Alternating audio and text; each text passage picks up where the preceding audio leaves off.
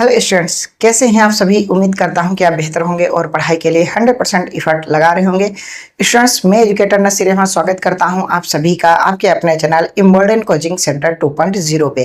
Students, यहां पास आपको daily basis पे शाम 7 बजे आपको मैथ मिल रही है। आपको डेली बेसिस पे शाम 7 बजे मैथ मिल रही है। क्लास 10th की सीरीज में चला रहा हूं और मेरा चैप्टर है बहुपद। और आज ये जो आपकी बहुपद की क्लास है वो क्लास हमारी सेकंड क्लास है। कौन से क्लास है? सेकंड क्लास है। फर्स्ट क्लास हमने कर ली है। तो स्टूडेंट्स, जिन्होंने अभी पहली क्लास नहीं देखी है वो प्लेलिस्ट में जा करके देख सकते हैं। कहाँ जा करके? प्लेलिस्ट बनी हुई है, आप प्लेलिस्ट में जाइए और वहां से पहले वो क्लास देखिए, तब यहाँ पास आइए, आपको समझ में आएगा। आप क्लास को लाइक कर देना, अपने दोस्तों को शेयर कर देना, और नए हो तो आप भी चैनल को क्या करना, सब्सक्राइब कर लेना। साथ में आपको कमेंट बॉक्स में कमेंट जरूर करना है कि आपको क्लास कैसी लगी।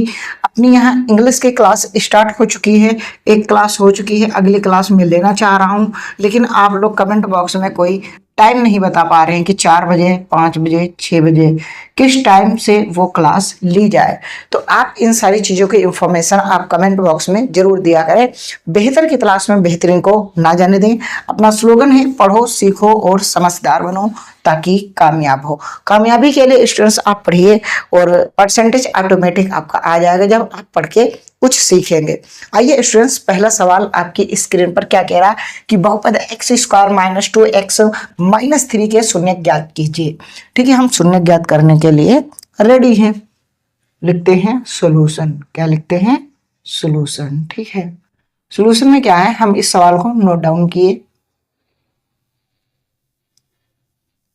अब यहां पास हम लिखेंगे कि बहुपद के शून्य ज्ञात करने हैं, तो क्या लिखेंगे?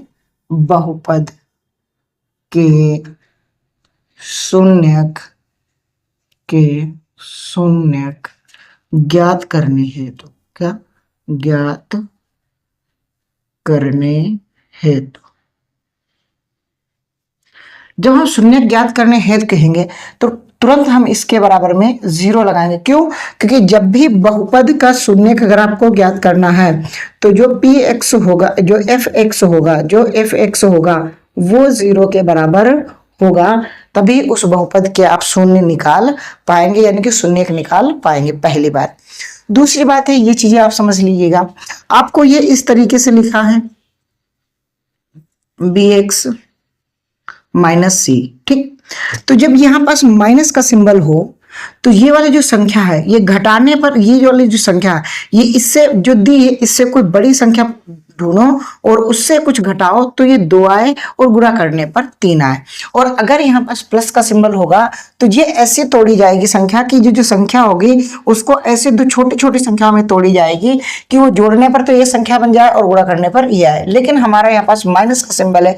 जब ये माइनस का सिंबल है तो ये क्या कह रहा है कि घटाने पर 2 आए, गुणा करने पर 3 आए। तो भाई साहब, हमारे पास एक ही ऑप्शन आ रहा है कि हम अगर 3 से 1 को घटा दें। आप देखो, 3 से 1 को घटा दो, कितना बच रहा है? 2। और 3 की अगर 1 में गुणा कर दो तो कितना आ रहा है? 3। तो देखो, गुणा करने पर 3 आ रहा है और घटाने पर 2 आ रहा है, यानी कि हमारे फैक्टर जो होंगे, जो गुणनखंड होगा वो होगा, क्या होगा? 3 - 1। तो हम लिखेंगे कि x² - 3 - 1 बाहर, ये x हो गए, x की पूरे में गुणा होगी और बराबर 0। ठीक, फिर आप दूसरा स्टेप, जो अगला थर्ड स्टेप लिखेंगे, तो ये माइनस है, ये x की गुणा हो जाएगी तो माइनस का 3x, ये माइनस है, ये माइनस है, माइनस प्लस बना देगा और x एक कम x।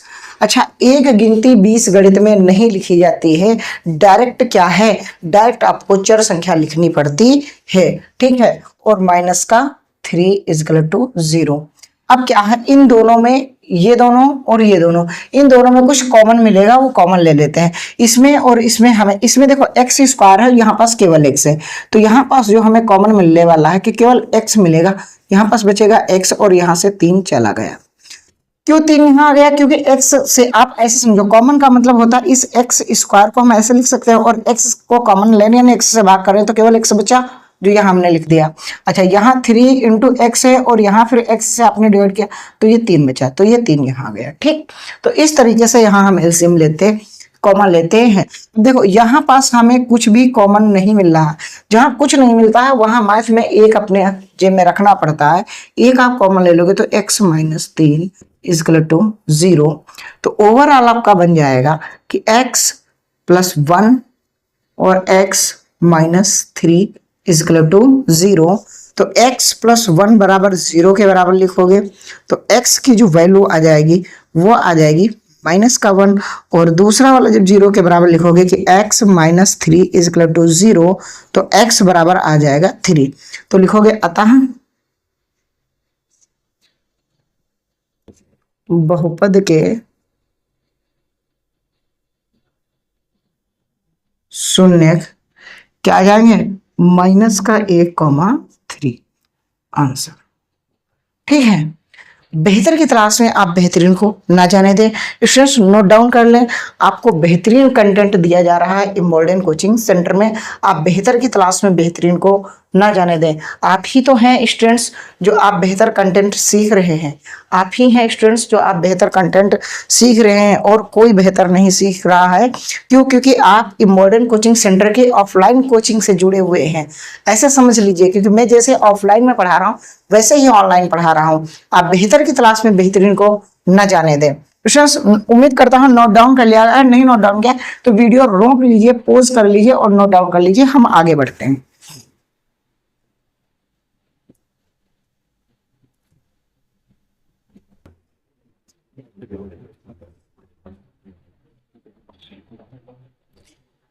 अगला स्टूडेंट जो सवाल है वो ये कह रहा है, क्या कह रहा है कि यदि, क्या कह रहा है कि यदि अल्फा और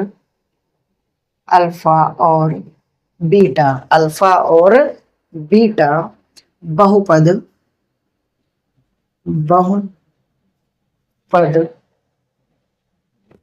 x square plus 6x plus 2 के शून्यक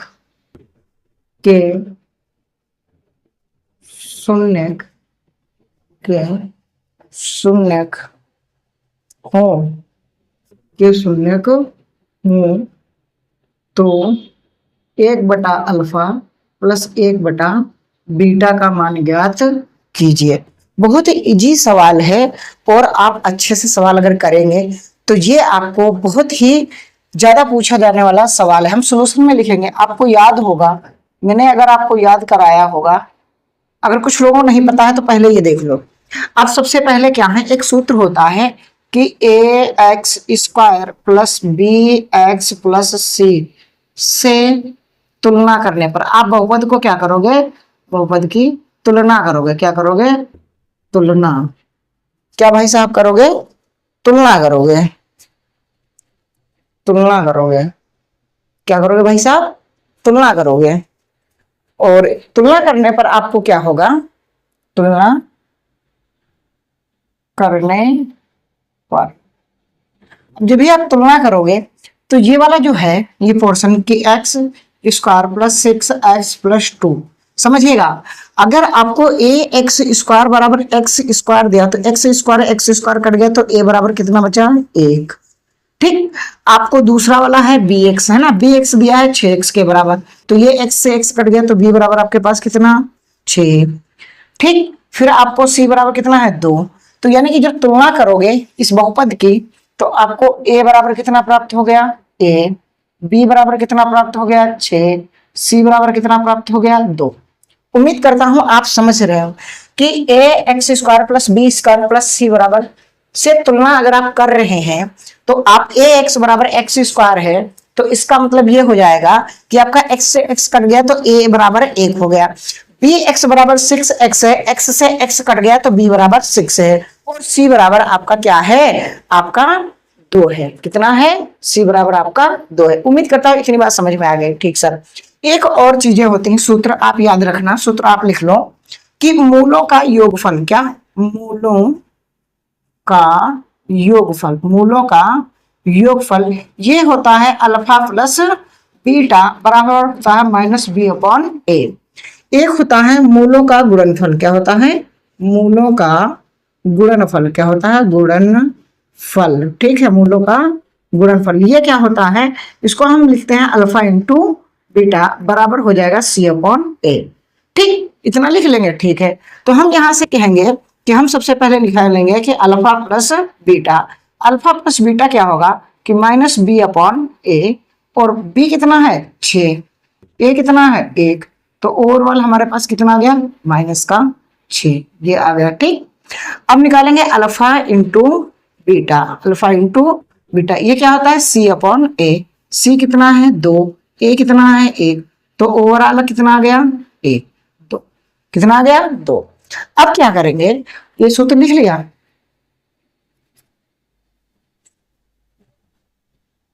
मूलों का योग और मूलों का गुणनफल। ठीक, अब हम क्या करेंगे,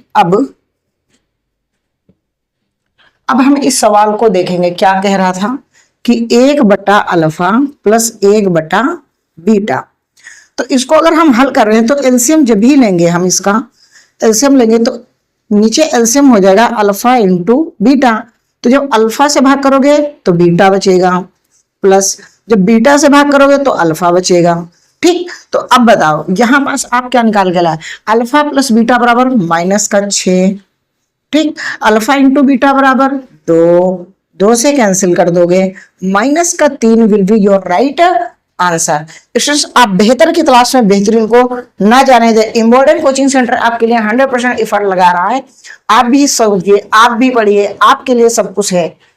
मैं फिर कह रहा हूँ स्टूडेंट, सब आपके लिए है, ये सारी चीजें व्यवस्थाएं मैंने आपके लिए की हैं। अगर आप हमारा साथ देंगे तो मैं गारंटी ले रहा हूँ आपको बहुत कुछ इंपॉर्टेंट कोचिंग सेंटर पर मिलने वाला है। एक बार फिर से देखिएगा, ये सवाल दिया है और इसका ये वाला आपको फाइंड आउट करना है। आपने सबसे पहले a x square plus b x plus c बराबर से तुलना करोगे, अगर तुलना करोगे तो ए बराबर आ जाएगा 1, बी बराबर आ जाएगा 6, सी बराबर आ जाएगा 2। ये सवाल की हमने तुलना की। ठीक, अब हम अल्फा प्लस बीटा निकालना चाहे तो माइनस बी अपॉन ए होता है, माइनस बी यानी कि 6 था, 6 में माइनस लग गया और 1 था, 1 से 6 में भाग करोगे तो माइनस का 6 ही आएगा। फिर अल्फा इंटू बीटा यानी सी अपॉन ए, सी बराबर 2 था, ए बराबर 1 था, 1 से 2 में भाग करोगे तो 2 ही आ जाएगा, बस बात खत्म, ऐसा हजम। तो हम क्या करेंगे, अब हमें निकालना ये है, तो ये हो गया 1/अल्फा 1/बीटा, तो दोनों का एलसीएम ले लिया तो अल्फा इंटू बीटा। जब अल्फा से भाग करोगे, जिसे कि अल्फा इंटू बीटा है, और अगर आप अल्फा से भाग करोगे तो अल्फा तो कट गया, बचा क्या बीटा, तो यहाँ हमने बीटा लिख लिया।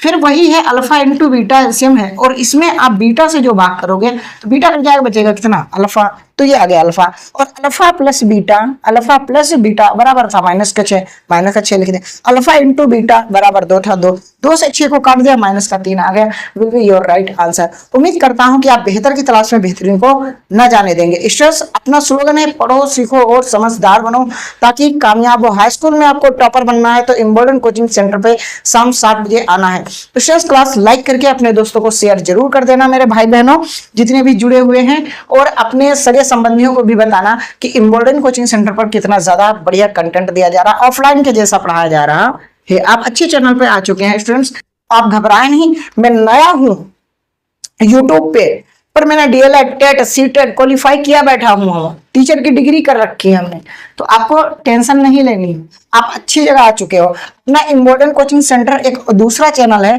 जहां हम कंपटीशन की क्लास चलाते हैं, यूपीपी यूपीएसआई है ना, एसएससी जीडी जैसे एग्जामों की आप वहां तैयारी कर सकते हैं। आप बेहतर की तलाश में बेहतरीन को न जाने दें।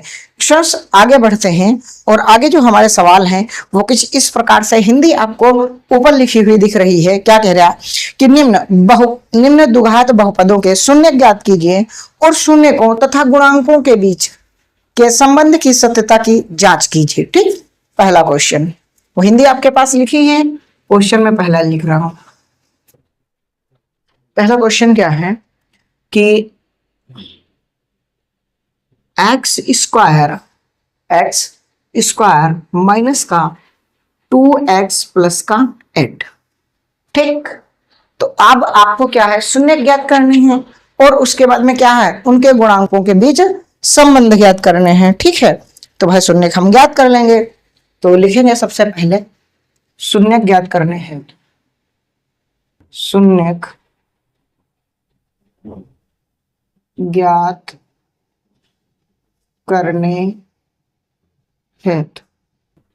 क्या करेंगे, एक्स स्क्वायर माइनस का 2x प्लस का 8 इज इक्वल टू 0। तो मैंने यहाँ प्लस है और यहाँ पास 2 है, तो हम कह रहे हैं कि इसके शून्य आपको क्या निकालना है, सॉरी यहाँ माइनस है, क्या है माइनस है, समझ में यहाँ माइनस, वही तो आ नहीं रहा था। अब ये संख्या घटाने पर आए, गुणा करने पर 8 आए, तो मैं ये कह रहा हूं कि अगर 4 में से आप 2 को घटा दो, 4 से आप 2 घटा दो, कितना बचा 2, और 4 में अगर आप 2 की गुणा कर दो, कितना आ गया 8।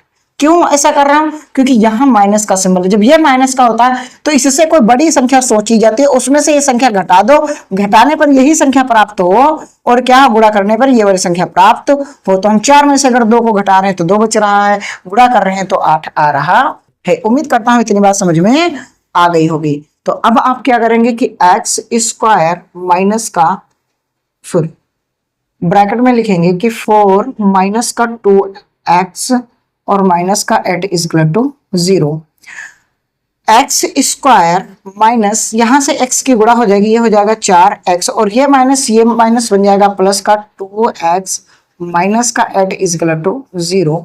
यहाँ कॉमन केवल x मिल रहा है, तो यहाँ बचेगा x माइनस का 4, यहाँ प्लस का 2 मिल रहा है, क्यों, क्योंकि ये इसके आगे प्लस का निशान लगा, इसलिए प्लस लें, ये x हो गया।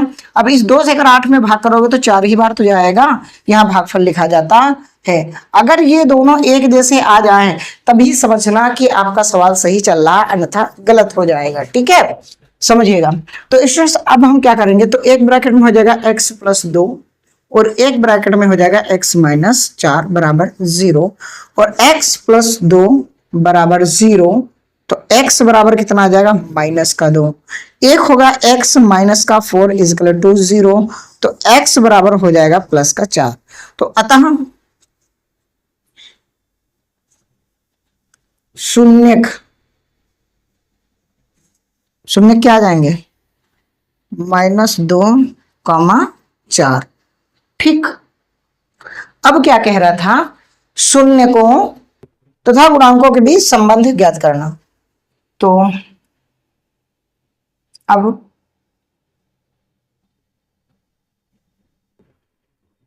बहुपद को ax square plus bx plus c से तुलना करने पर,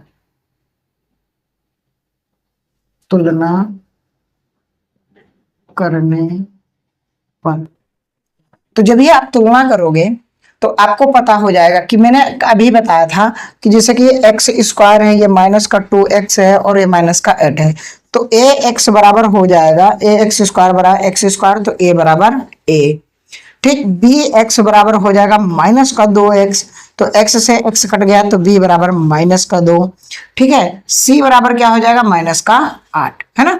उम्मीद करता हूं, तो हम कह रहे हैं कि a बराबर आपके पास कितना है 1, b बराबर कितना है माइनस का 2, और c बराबर कितना है माइनस का 8, ठीक, माइनस का 8। अब हम क्या लिखने जा रहे हैं,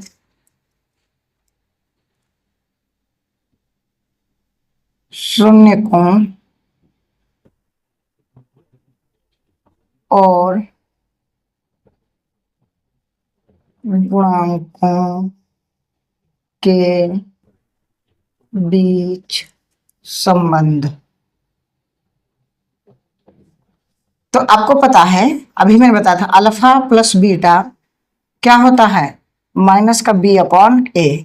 अब इसमें से एक को अल्फा मान लो, एक को बीटा मान लो, पहले वाले को अल्फा बाद वाले को बीटा, ठीक है। तो अल्फा मतलब माइनस का 2, बीटा मतलब प्लस का 4, ठीक, बराबर माइनस का b कितना है 2, और ये 2 है और ये माइनस का इधर से है, ठीक, और a बराबर 1 है, तो ये प्लस माइनस माइनस हो जाएगा प्लस का 2, और ये भी प्लस माइनस माइनस का 2, यानी कि 2 बराबर 2। अब क्या करेंगे, अल्फा इंटू बीटा बराबर होता है c अपॉन ए, ठीक है। अल्फा कितना है माइनस का 2, बीटा कितना है 4, है ना।